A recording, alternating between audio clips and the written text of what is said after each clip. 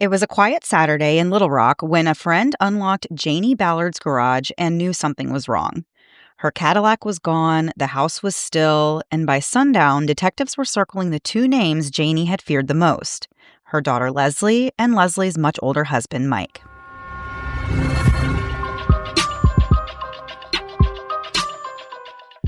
Hey guys, and welcome to the Moms and Mysteries podcast, a true crime podcast featuring myself, Mandy, and my dear friend, Melissa. Hi, Melissa. Hi, Mandy. How are you? I'm doing good. I'm getting excited that Halloween is right around the corner, and I'm thinking about candy right now, and I should be thinking about recording this episode, but I really want some Halloween candy in my life. Why not both? Why not? Why not both? Maybe not at the same time, though. Yeah, I was at Walmart earlier and I saw the giant bags of candy and I'm like, oh, I should have bought that. But then I was like, no, I'll come back and buy it. And then I can sneak some when, my kids aren't with me. So, I can take out all the good stuff and, just have it there for when the trick-or-treaters who don't come to our house come to our house. It's such a waste. It just hit me that's actually why I have candy on the brain right now, is because I just went to Costco this morning and I saw the giant Costco-sized bags of Halloween candy and also did not buy them. But now I'm like, why didn't I buy that? Exactly. I know. I'm literally looking at them in checkout and I was like, it would be much easier to just grab these right now, but no, let's make another trip. So anyway, yes, I'm very excited. My kids are excited. And also it was a little cooler this morning and I'm wearing a sweatshirt because of it in honor of it. Yeah. It was a little bit, but again, I was back to complaining about how I can't believe it's late October and it's still so warm and humid and everything. And I'm just ready for a little bit of cooler weather. Yeah. Well, January will be here before you know it. Literally. All right. So let's get into the story for this week. It was early in the morning in Little Rock, Arkansas on September 13th, 2003, when a friend named Mickey Holloway started to get that gut feeling that something just wasn't right. Mickey wasn't just any friend. He was a crime scene specialist for the Little Rock Police Department. And every day, he checked on 58-year-old Janie Ballard. This was a woman he cared deeply for, and he would check on her either by phone or in person. But that morning, his calls went unanswered, so he drove to her house himself just to make sure everything was okay. When he pulled into the driveway, Janie's Cadillac was gone, and the door to the home stood slightly open. Mickey walked inside and found Janie lying on the floor with one shoe on and one shoe off, and her purse was dumped out beside her. The house was eerily still, but it was clear that Janie had been brutally attacked. Mickey knew instantly this was more than just a burglary gone wrong. This was personal.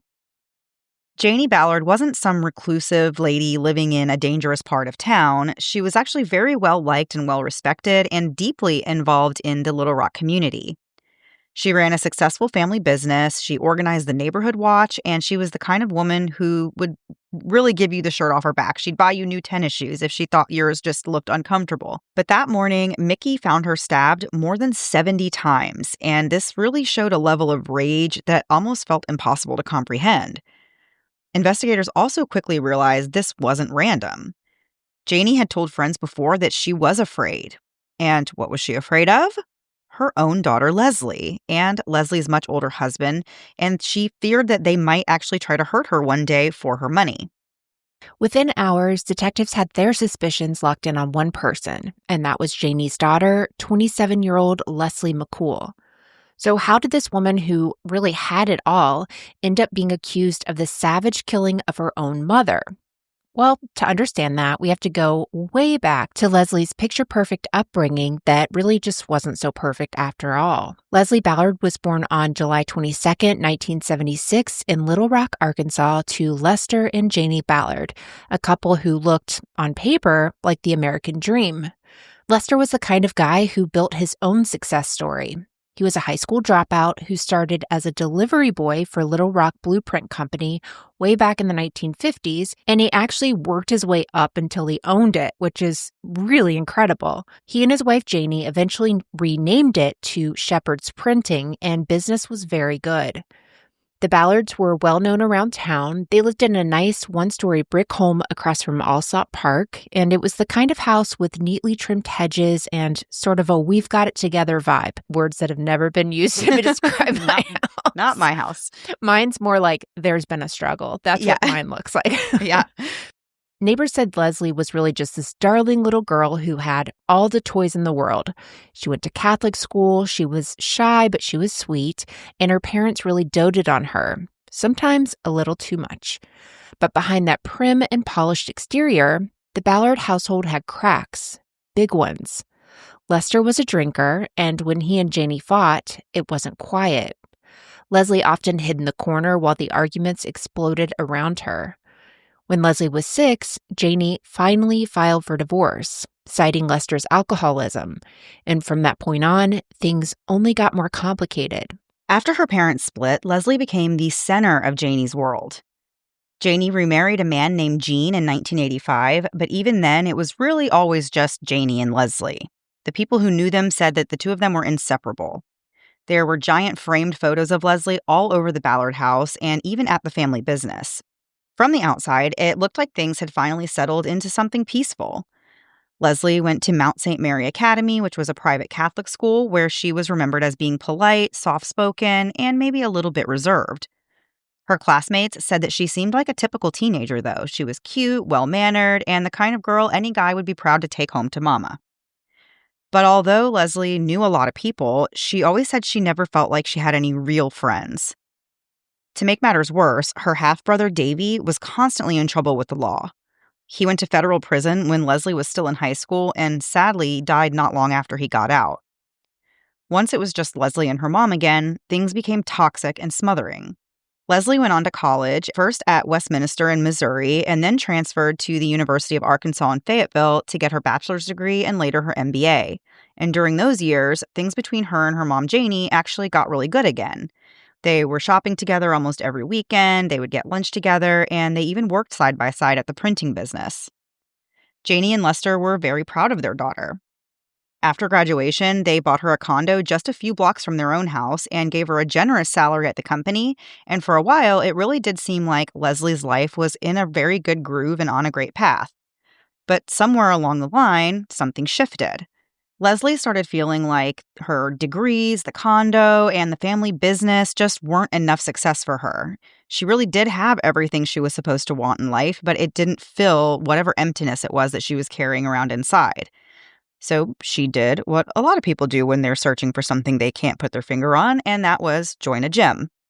And that's where she met Michael Raymond McCool. It was August of 2000, and Leslie was doing crunches at the Little Rock Athletic Club when this guy strolls up to her and says, "You sure are pretty." Now, Leslie is 24, she's shy, and Mike is 46, and he's definitely not shy. He was short, super muscular, he had a deep tan, long hair, and that kind of, you'll kind of notice me before I notice you energy. People described him as the human equivalent of a red flag wearing a tank top. I have seen several of those types. And yet, Leslie was instantly drawn to him. Maybe it was his confidence, maybe it was because he was nothing like the buttoned-up guy she dated before. Either way, Mike made her feel seen. And after a lifetime of trying to please everyone else, that feeling was really intoxicating. But before we get too cozy with this little gym meet cute, the most serious thing about Mike's past needs to be on the table. So back in 1972, when he was a teenager, he was charged with second-degree murder after 14-year-old Jeff Ward died less than a day after Mike had struck him. The story starts with a mess in Mike's car. Jeff had gotten sick apparently, and it ended with a boy who never made it home. This charge did not go to trial. It was actually dropped on the condition that Mike enlist in the Marines, which feels like something that would have happened in the 70s and not now. And this was the first time that Mike's temper had ended in a death, and it really mattered later on when jurors were trying to understand who he was. This wasn't some clean slate guy who suddenly spiraled in middle age. This was a pattern that stretched back decades, from a fatal encounter as a teenager to the rap sheet that followed him through the 1990s and into the 2000s. Mike had told Leslie he'd been bodybuilding since he was 18. He also lied about his age. He claimed to be younger than his real age of 46, but she didn't know that yet. The two became gym buddies, then more than gym buddies, and by the fall, they were in deep. By December, Leslie had moved him into her condo. That's the same condo her parents had bought her. That Christmas, the couple went skiing in Steamboat Springs. And according to Mike, that's when Leslie changed. He told people she became more adventurous, more wild, like she'd finally broken free of her conservative Catholic shell. But the truth was darker than that. Leslie didn't become freer. She actually became more controlled.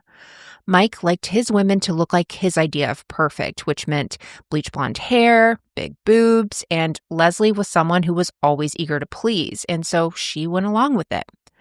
Soon she was dressing differently, talking differently, and even friends noticed she wasn't really the same person. One acquaintance said that she used to be ultra-conservative, but after meeting Mike, she got implants, pierced her belly button, and started wearing short shorts and crop tops. Leslie had fallen under his spell, and the more she changed for him, the further she drifted from her parents. And we still have so much to get into after a quick break to hear a word from this week's sponsors. The holidays are coming, which means I'm cleaning, decorating, and trying to make my house look like I've had it together all year. I ordered this 20-pair shoe storage cabinet from Wayfair for the front of the house, and honestly, it's doing more for my entryway than I ever could. Meanwhile, I'm fully embracing spooky season. I got these Halloween pillows from Wayfair, bats, pumpkins, a ghost that looks way too happy, and now my couch looks like a haunted Hallmark movie. That's what I really love about Wayfair. Whatever your vibe is, they have it. Guest room bedding, cookware, holiday decor, even storage furniture, and everything ships for free, even the big stuff. And fast. My pillows arrived before I even had time to hang my fake cobwebs. Wayfair makes getting your home ready for the season so easy and so fun. Now my entry's organized, Mandy's living room is spooky, and all that's left is to decide which one of us hosts first. Get organized, refreshed, and ready for the holidays for way less. Head to wayfair.com right now to shop all things home. That's WAYFAIR.com. Wayfair. Every style, every home. Okay, our kids aren't so little anymore, but when we heard about Little Spoon, we had to try it. Mostly out of curiosity and maybe a little nostalgia. Yeah, and I'm not even embarrassed to say this, but I took a bite out of the superfood chicken nuggets from their plates line, and they're actually good. Like real food good, not kid food good. Right? And everything's made with real ingredients, so there's no artificial junk, and they even test for over 500 toxins and heavy metals. You can literally read the label without needing a chemistry degree. And for the parents who are still in the baby or toddler trenches, they've got purees, finger foods, lunchers, all developed with pediatricians. So your kid gets veggies and you get 5 minutes apiece. Whether it's for babies, toddlers, or big kids, Little Spoon makes mealtime easy, healthy, and honestly kind of delicious, even for us grown-ups. Oh, and here's the exciting part. Little Spoon is now in Target, so on your next diaper run and obligatory candle sniff, you can also grab baby and kids snacks, pouches, yogurt smoothies, and bars. Plus, Target has an exclusive frozen line. Think their cult favorite chicken nuggets, meatballs, and sliders. Find them in the snack and freezer aisles. We are obsessed. Little Spoon is the mealtime hack parents can't stop talking about. Try their no-prep, nutrient-packed meals and snacks for babies, toddlers, and big kids. Get 50% off your first online order at littlespoon.com/moms with code MOMS at checkout. That's LITTLESPOON.com/moms. And don't forget to use our show's code for 50% off your first order. And now back to the episode. So before the break, we were introducing Janie Ballard and her daughter Leslie and Leslie's new serious relationship, Mike. It didn't take long for Leslie's parents to figure out that something was seriously off about this guy, Mike. Janie and Lester had really wanted their daughter to find what they considered a nice Catholic boy. They wanted someone her age, someone with a job, maybe someone who didn't have a police record. But instead, she was dating a twice-divorced, unemployed bodybuilder nearly twice her age with a rap sheet long enough to need its own filing cabinet. And as someone who has participated in bodybuilding and has been kind of in that community for the last several years, I will definitely say that Janie's parents were probably absolutely right on the money to have judged him based on some of these things, because I know a lot of bodybuilders, and I don't think I would date any of them. And if there's one thing the Ballards were good at, it was background checks. They dug into Mike's past and found enough dirt to fill a sandbox. They found arrests, restraining orders, bankruptcies, domestic disputes, really you name it. He wasn't exactly a great or upstanding citizen, and in her parents' eyes, he wasn't husband material either. And they really were not shy about letting her know that. Family friends even said it out loud. One of them told the Arkansas Democrat-Gazette that everyone in their circle disapproved so greatly that it was hard to be kind about him, which is like, wow. Yeah. That's awkward. That's very awkward. But the more her parents pushed, the more Leslie dug in. She saw Mike as someone who was just misunderstood, and the world didn't get him, but Leslie did. And Mike loves that about Leslie. He loves that she feels that way about him, and he fed her that classic manipulative line, it's us against everyone else. And before long, Leslie was completely estranged from her own family. Then came the divorce drama with Mike's ex, Tina, and it was really ugly. She actually already had a restraining order against him for stalking and harassment, and it was clear Mike's temper wasn't just something from his past, it was still alive and well. But Leslie stayed, maybe because she thought she could fix him, or maybe because at that point she was already too scared to leave. Leslie and her parents were estranged by 2002. She had married Mike against their wishes, signed her condo back to them, and then she really spiraled. That fall, she spent $15,000 from the business on a Steamboat Springs trip, and she got caught. She sued her own parents for fraud over the condo, claiming that Janie coerced her into signing it. But the suit ended up disappearing when they paid her $50,000, which she cashed immediately. Meanwhile, Lester's health was slipping. He'd struggled with liver disease and Alzheimer's, and after his condition worsened, hospice became the reality. Leslie, though, didn't know any of that in real time. She was fully cut off from her family. There was a loyal employee named Betty who tried to help keep her informed. So in mid-July 2003, Betty told Leslie that her dad was in hospice with pneumonia complications. Lester died on August 19th, 2003. Betty called her, but Leslie didn't answer. Her mom, Janie, didn't call her either. 10 days later, Leslie phoned Betty and learned that her father had already been buried back on August 21st, and she screamed before hanging up. She called back to ask when the funeral was and found out she missed everything. Leslie asked Janie for one of her dad's shirts and a few photos. They set a meeting for September 7th. Leslie went to this meeting alone, knowing that Janie would not open the door if Mike was there with her. Inside, Leslie noticed things her dad would have hated, like new wallpaper and knickknacks, and the Cadillac he had was gone because Janie had sold it and bought herself a Mercedes convertible. Leslie made a remark, "Quite the grieving widow, aren't you?" Then she asked for her dad's shirt and for photos. But Janie told her she'd gotten rid of everything. And so that's when the will came up. Janie said, well, Lester changed it. Leslie was no longer getting the $750,000 she'd expected. She'd now received $25,000 from an estate that had been estimated around $2.4 million. So this meeting ended with fury, and Leslie was really hurt. The next day, Leslie met with Lester's attorney and agreed not to contest that $25,000, but she just wanted to know when she would get the check. Back at home, Mike read the will. He spotted a clause that actually changed everything, and it was that if Janie died within 30 days of Lester, then Leslie would inherit the entire estate. Lester died on August 19th, which meant the 30-day mark fell on September 18th. So the plan that followed had a very real time limit on it. I don't understand why a will would have that. I don't really either. That sounds like incentive. I mean, I'm not saying it would ever be a reason to, or that it should be even viewed like that. But somebody that's disturbed to be like, well, if you want this whole thing, if this person happens to die within this next month, it's yours. And you're dealing with somebody like this? Right. The only thing I can think is that in that 30-day period, basically, that gives Janie 30 days to figure out, like, obviously everything, all the assets are now going to be hers, and she's going to have to write her own will about how it's going to go when she does pass. But why would you put that in there as a clause? Why would you put it in writing? Well, yeah, that's absolutely wild.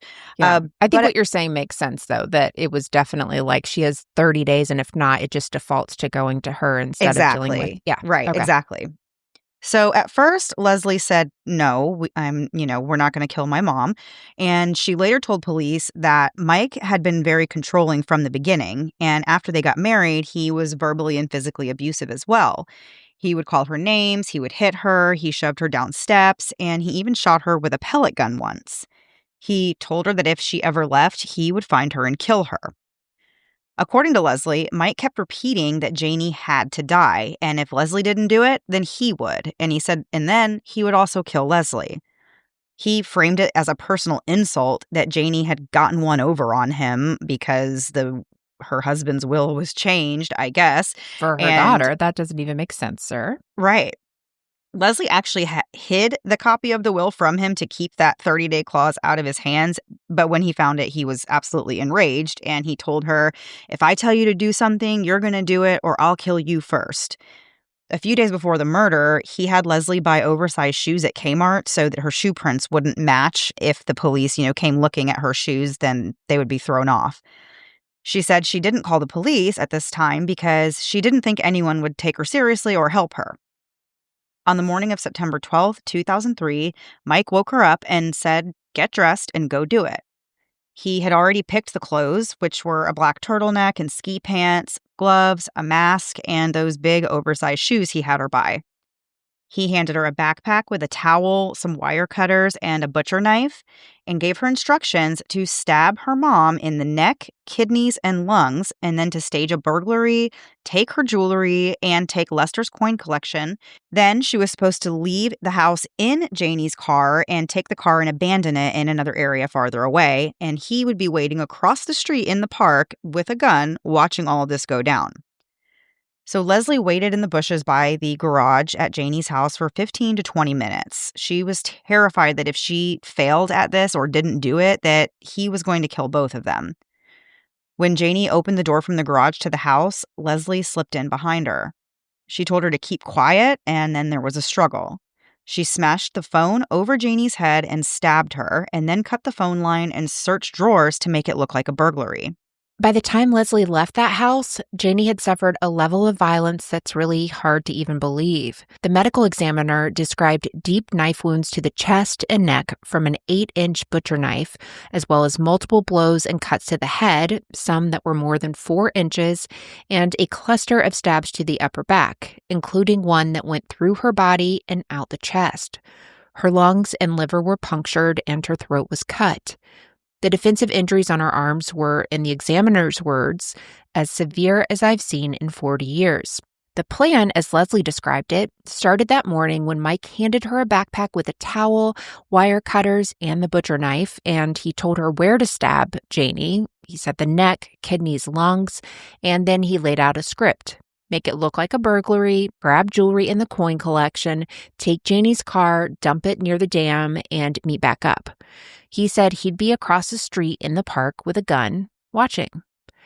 The disguise really had an uglier layer to it, too. The plan included an Afro-style wig and a directive to abandon Janie's car in this predominantly black neighborhood so detectives would chase the wrong target. And of course, this was a deliberate attempt to push suspicion on someone else based solely on race. And it shows how calculated the staging really was. It wasn't just to hide what happened, but to steer the investigation away from them. So after the struggle inside, Leslie cut the phone line, rifled drawers to stage the scene, took the jewelry and coins, and drove off in Janie's car. When Mike wasn't where he said he'd be, there were calls that Leslie made from a church and a payphone. Then back home, she went where she stripped and washed off outside. Later, at Mike's parents' place in Hot Springs, there was a burn pile. The knife, Leslie later said, went into the lake. The next morning, Janie's friend Mickey Holloway got worried when she didn't answer the phone. He used the garage door opener, he saw her car was gone, and found Janie inside with one shoe on, one under an ottoman, and her purse spilled everywhere. Mickey immediately told detectives to look at Leslie and Mike. Janie had confided in him that she feared they might kill her for money. She'd even told him where to check if anything ever happened. There was a small bowl under the bathroom sink where she had kept her good jewelry. He also said that Janie had talked about changing her will to keep Leslie from inheriting anything. While the scene team worked the house, Leslie and Mike did something that burned them into someone's memory. They actually decided to try and sell the coin collection that same day. So the jeweler, a lady named Deborah Adcock, said she remembered them clearly. Leslie, she said, wore a pink halter top that was cut so low, quote, if you bent over, you could kind of see things. And she was also wearing short shorts and high heels. She said Mike's shorts were even shorter, That made which I me wasn't laugh. I know. expecting. That was not part of it I was expecting. But they didn't end up buying the coins, so the two of them looked around and they left, and they were home before 9 p.m. when detectives arrived. And we have more to get into after one last break to hear word from this week's sponsors. And now back to the episode. So before the break, we were just getting more into the story about Leslie and Mike McCool and how they had devised this terrible plan to murder Leslie's mother, Janie Ballard.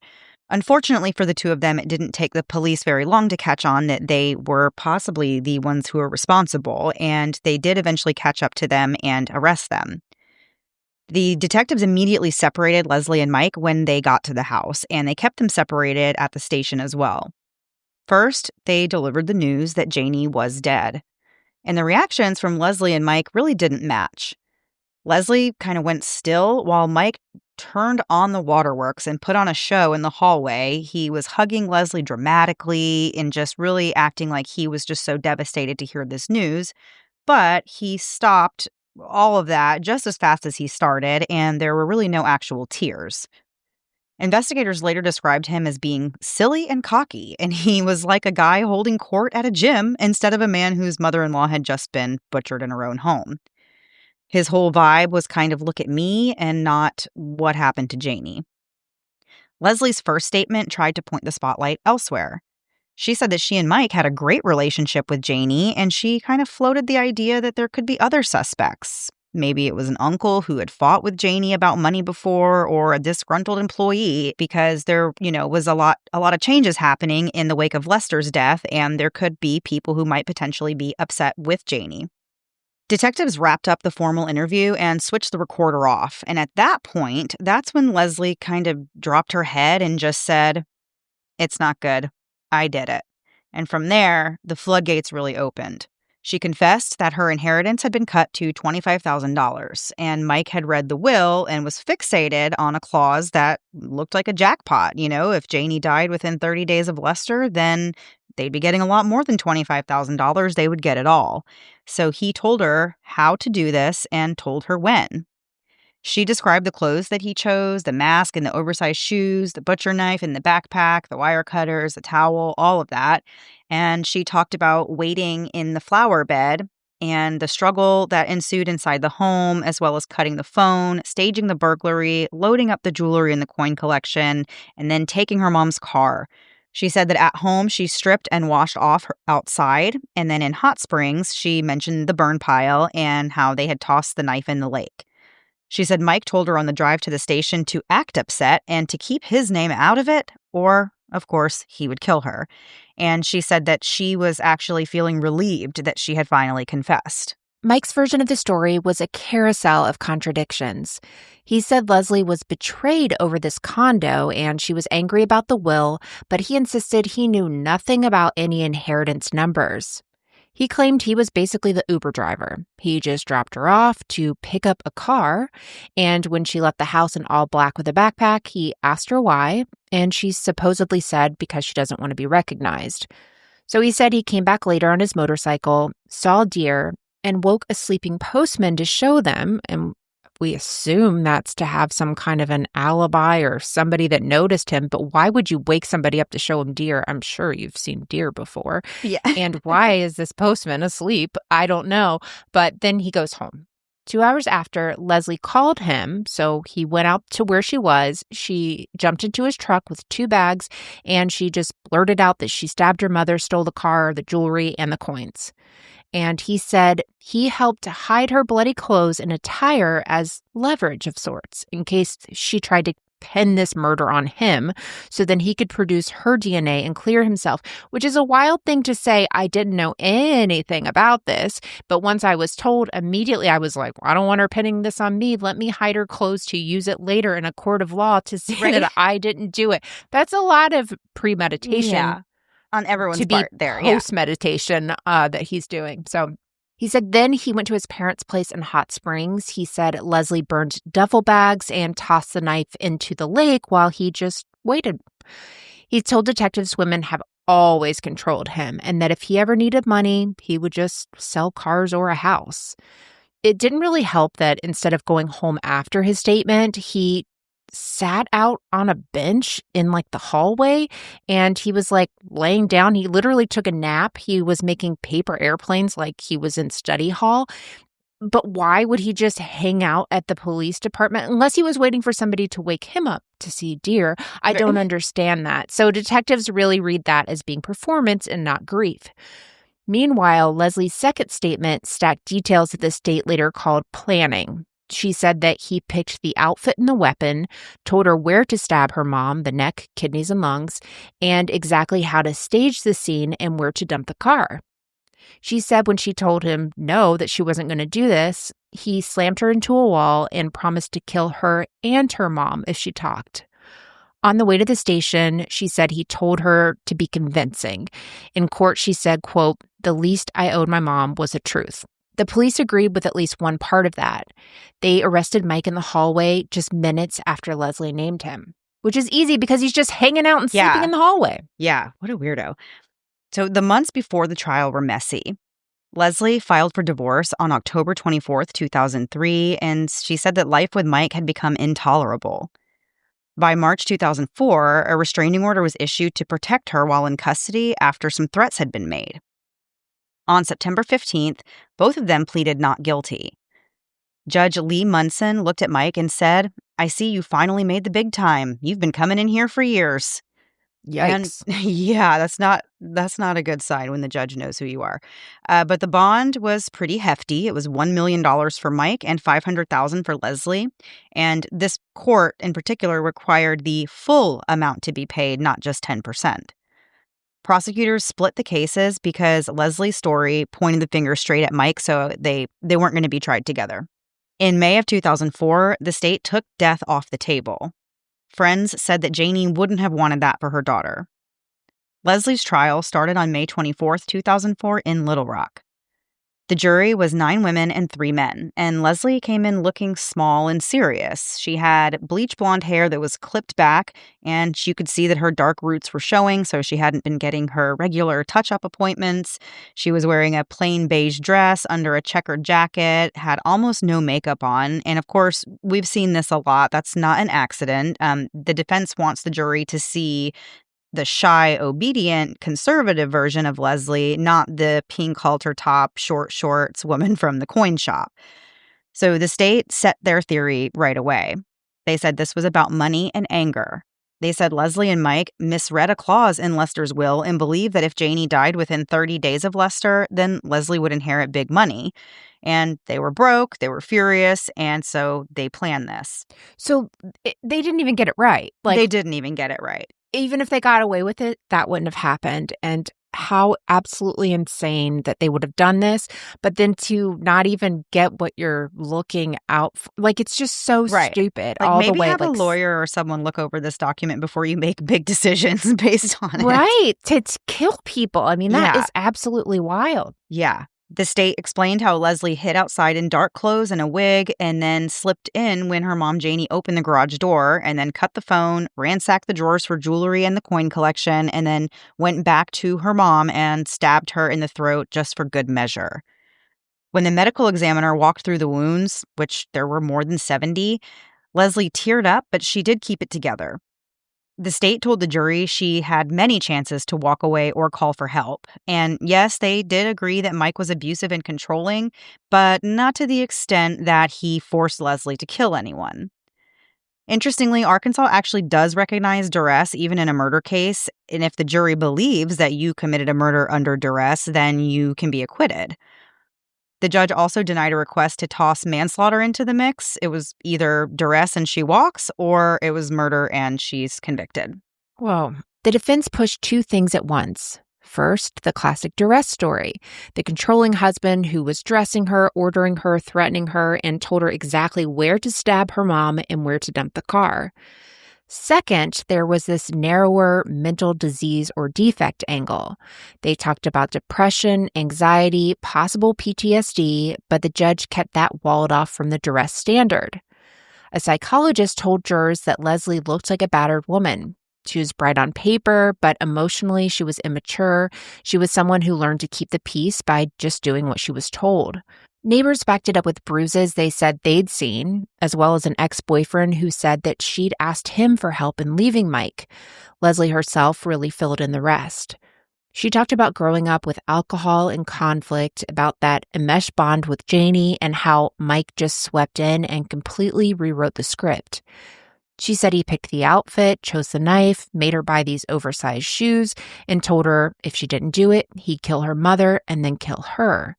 When the prosecutor pushed, "And what about those last wounds to your mother's back?" Leslie said she only remembered a handful of stabs and that she confessed before police ever chased other leads because, again, the least she owed her mom was the truth. The state's closing was really blunt. They said that she wanted money, now she wants pity, but really what she deserves is justice. The instructions were equally blunt. If you believe duress, she walks. If you don't, consider first or second degree. Ultimately, the jury did not believe her. They saw planning, staging, and intent. And the verdict was capital murder. She got life without parole, and just like that, Leslie went from the daughter in the photos to an Arkansas inmate, and her direct appeal would go on to fail the next year. Mike's trial kicked off on October 25th, 2004. There was no change of venue, even though Leslie's case had been splashed all over the papers and her whole defense was basically Mike made me do it. The panel of judges in his case was 7 women and 5 men. The state had already waived the death penalty that summer, and they framed this as an accomplice case right from the jump. So Mike was the match in the powder keg metaphor. Behind the scenes, he was there directing, threatening, and I guess hopefully in his plan, he'd be cashing in. 3 different witnesses said Janie told them she was afraid that Leslie and Mike would kill her for money, and that she was especially afraid of Mike. The estate lawyer added that Janie was extremely afraid of him. Leslie testified to the same story that she had already told, the threats, the planning, orders, the oversized shoes, dropping off the car, all of that. And for the defense's part, they actually decided to keep Mike off the stand. Their pitch was simpler. They said Leslie's a liar, she admitted to doing it, and if anything, Mike maybe helped a little bit after the fact. They said you can't talk someone into a murder they don't already want to commit. The prosecutor's rebuttal kind of wrote itself. They pretty much just said, hey, powder kegs don't go off alone. And as jurors heard about Mike's money problems and the kitchen table that was littered with collection letters, bankruptcy documents, and a quitclaim deed, this kind of no plan here, he didn't have a part in this, that whole idea kind of lost its shine. Verdict time came with really less drama than you'd think. The jury found Mike guilty of first-degree murder and theft of property. On November 1st, 2004, the court stacked the time, 40 years for the murder and 20 years on the theft, to be served consecutively. As deputies walked him out, he said 2 things. One was, "We may have lost the battle, but we have not lost the war." What? And yeah, I was like, okay there. And you do not make someone kill somebody else. Which is interesting because literally in Arkansas, they say absolutely that can be done. Right. Yeah. But, of course, the war did not go his way. The Arkansas Supreme Court affirmed Leslie's convictions in 2005 and affirmed Mike's in 2006. His post-conviction petitions have failed, and one claim said that his lawyer was ineffective for not introducing this critical evidence of, I guess, him having an affair with Janie, which a judge rejected, where did that come from? Yeah, for some reason, I don't think that's a real thing. No, and I don't even know how that could help you. That's crazy. So life inside the system really tracked what the chaos detectives have found on his kitchen table. The state ended up seizing $5,000 that a relative tried to deposit in his inmate account, and they were able to do that because there was an Arkansas law that lets the Department of Corrections recoup incarceration costs from funds sent to prisoners. So after completing some programs and briefly reaching a lower security level, he ended up accumulating violations that sent him to Varner Supermax. His parole eligibility actually begins in October of 2035. Leslie's path has been quieter, but it was not gentle. She's serving life without parole at McPherson. She's had disciplinary write-ups on her record and completed programs like anger management, which the public record notes that it has no effect on her sentence. Janie's funeral was held on September 22nd at First United Methodist Church in Little Rock. Her obituary did not name Leslie. Wow, I think some of the more shocking part to me is this Arkansas law that you can literally walk if you murder someone under duress.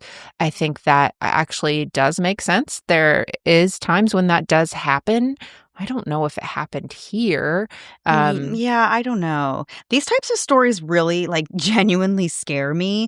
Anytime you have a story where someone is murdered by their child, like, it's always like, Oh, yeah. oh, okay, like, that's, scary. But especially in this case, this is such a common thing where parents will see red flags in a relationship that their child is in. And, like, you don't want to push too hard and be like, oh, you can't or you're not You'll allowed to. push them right to the Right, person. exactly. But at the same time, like, how hard is that? Like, you, as an outsider, being able to see the writing on the wall kind of and see the red flags and see that this is like a dangerous person. And of course, you want to protect your child, but also thinking like, this person could be dangerous to me as well, And it's Yeah, like, but there's so little that you can actually do if your right. child is not receptive to like hearing, your thoughts about it and is not open to stepping back and taking a look at, what their parents are telling them. It's like, what can you really do? We love our kids and we want to be there for them and guide them in the right direction. But it's like, it's so scary to think that another person can come in and manipulate your child, in Oh, that yeah, way and change them and have them changing themselves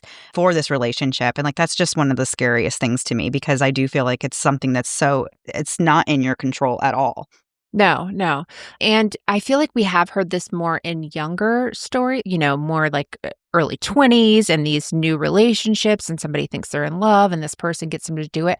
I was surprised that she was a little older and he's much older. Right. I was very surprised by that, but really it definitely sounds like an abusive situation, so we don't know what she went through, and I don't know. I could see her getting an appeal or something, but Yeah. she And was I'm very sure he quick was. to I believe fully that he was abusive. His 100%. ex had a restraining order. He had a rap sheet. He had a past. I don't doubt for one second that that man had a Totally, temper and was very intimidating and scary and that he used that as a tactic against her. I'm not saying that that's not true, but the stories like this are just really tough and hard because, totally, Janie, of course, did not deserve to be murdered, but just the whole concept of that happening is just so scary. totally. All right, guys, thank you so much for listening this week. We will be back next week, same time, same place, new story. Have a great week. Bye.